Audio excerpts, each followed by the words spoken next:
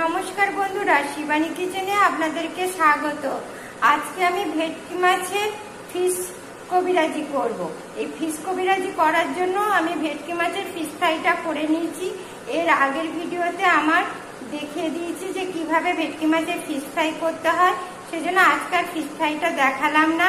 এবার এই ভেটকি মাছের কবিরাজি করতে গেলে এই দেখুন, দুটো ডিম নিয়েছি, এর মধ্যে 2 চামচ কর্নফ্লাওয়ার নিয়েছি, একটু আদা রসুন বাটা এর মধ্যে দিয়েছি, একটু লবণ দিয়েছি আর কাঁচা লঙ্কা বাটা দিয়েছি।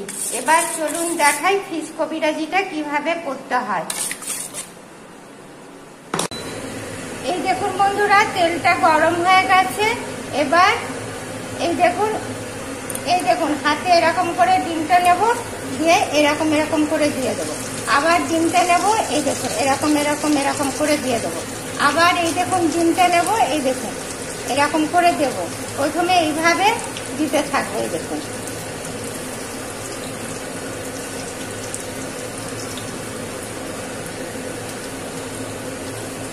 এবার এর উপরে এই দেখুন ফিশ ফ্রাইটা দিয়ে দিচ্ছি, দেখেছেন?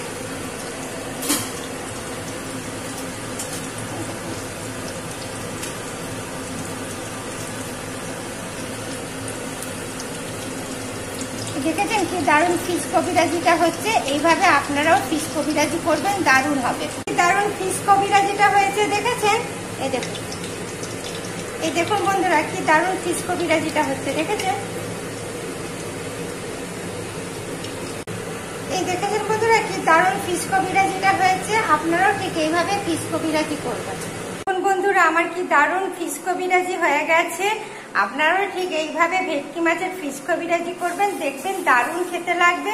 আর আমার এই রেসিপিটা আপনাদের যদি পছন্দ হয় তবে লাইক করবেন, কমেন্ট করবেন, শেয়ার করবেন।